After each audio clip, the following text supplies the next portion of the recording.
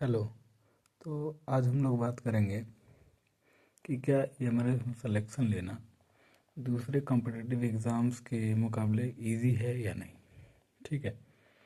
तो देखिए, मेरे हिसाब से अगर देखा जाए तो एमआरएस में सिलेक्शन लेना rather than other competitive exam जो कि अभी मार्केट में है, ठीक है, उससे मुझे काफ़ी आसान लगा। और ये हमारे टाइम पे आसान भी था। उसके बहुत सारे रीज़न थे। ठीक है। सबसे पहला जो हमारे इसमें यूनिक है, जो काफ़ी अदर कॉम्पिटिटिव एग्ज़ाम्स में नहीं होता है, वो है लैंग्वेज टेस्ट। ठीक है। मतलब यहाँ पे जो भी आप पेपर दे रहे हैं, whether it is JSA, hostel warden, और जो भी टीचिंग से रिलेटेड जितने भी पेपर्स हैं, तो उसमें लैंग्वेज टेस्ट होता है। लैंग्वेज टेस्ट मतलब क्या, तो वहाँ पे हिंदी इंग्लिश के दोनों ही पेपर रहते हैं। ठीक है। तो जब भी किसी एग्ज़ाम में ये दोनों पेपर आते हैं, ठीक है, तो वो एग्ज़ाम में सिलेक्शन लेना वो इजी होता है रैदर देन अदर एग्ज़ाम्स। जैसे आप एग्जांपल ले सकते हैं डी ट्रिपल एस बी के एग्ज़ाम्स। तो डी ट्रिपल एस बी के एग्ज़ाम्स में क्या है कि वहाँ भी हिंदी और इंग्लिश दोनों आते हैं। तो हिंदी इंग्लिश दोनों आने का मतलब जो मेन फ़ायदा क्या है वो मैं बताता हूँ।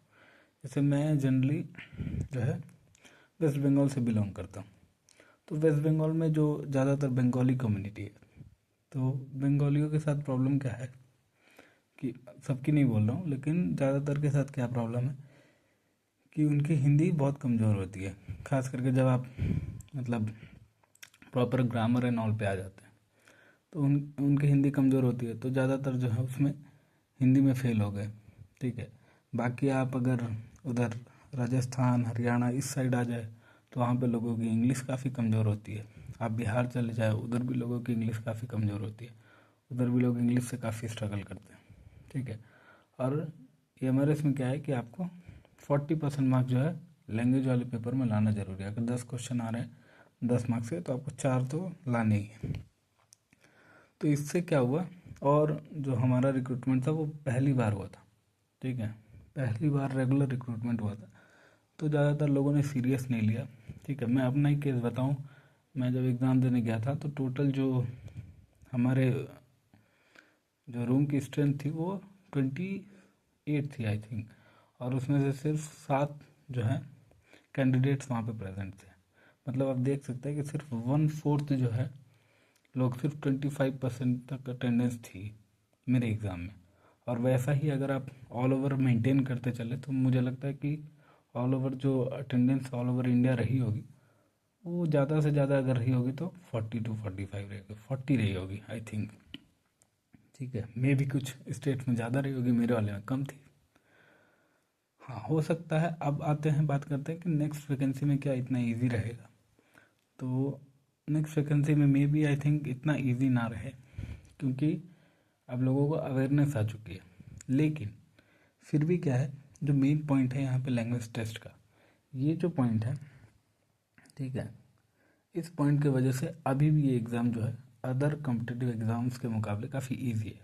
अगर आप डी ट्रिपल एस बी में जाते हैं तो वहाँ भी लैंग्वेज टेस्ट है, लेकिन वहाँ पे कुछ पर्टिकुलर मार्किंग नहीं है कि आपको इतना मार्क्स लाना है तो आप पास होंगे, ऐसा कुछ नहीं है। ठीक है। आप मैनेज कर सकते हैं अपने दूसरे सब्जेक्ट में अच्छा मार्क्स ला करके। लेकिन यहाँ पर है, यहाँ पे आपको पर्टिकुलरली 40% मार्क्स जो है लाने ही है लैंग्वेज वाले पेपर में। ठीक है। तो अभी भी ये एग्ज़ाम जो है अदर कॉम्पिटिटिव एग्ज़ाम्स के मुकाबले में ईजी माना जाएगा। अगर नेक्स्ट टाइम भी वैकेंसी जब आएंगी, लोग अप्लाई करेंगे। ठीक है। अभी क्या हो गया है कि फ़र्स्ट टाइम में अवेयरनेस उतनी थी नहीं, तो फर्स्ट टाइम मैं ये तो ज़रूर कहूँगा कि हाँ, फर्स्ट टाइम काफ़ी इजी रहा।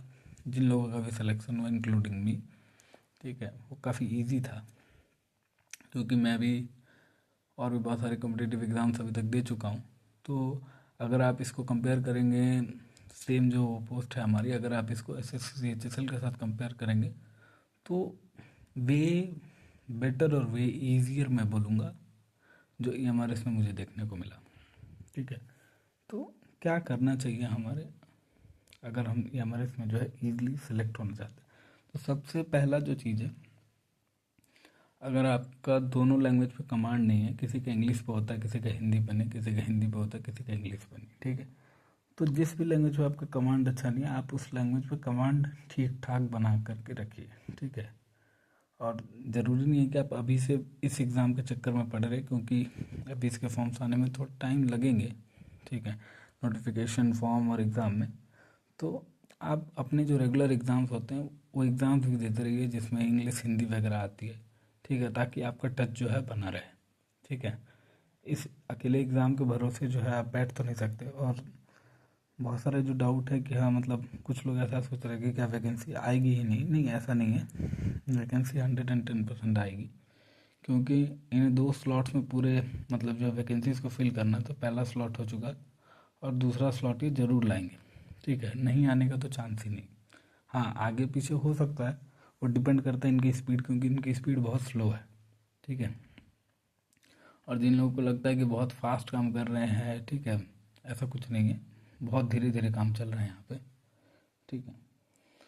तो मैं यही बोलूँगा कि ये हमारे इसमें जो है सिलेक्शन लेना इन फ्यूचर भी, ऐसा नहीं है कि इतना अवेयरनेस होने के बाद भी इन फ्यूचर जो है इसमें सिलेक्शन बहुत ज़्यादा हार्ड हो जाएगा। मे भी थोड़ा कंपटीशन तो अब बढ़ेगा, क्योंकि लोगों के पास अभी अवेयरनेस है, लेकिन इसका एक ही तोड़ है कि आपको जो है अपनी लैंग्वेज पे एक अच्छी पकड़ बनानी है, जो आप इन फ्यूचर उसको यूज़ कर सके एग्ज़ाम को क्रैक करने में, ठीक है। Thank you.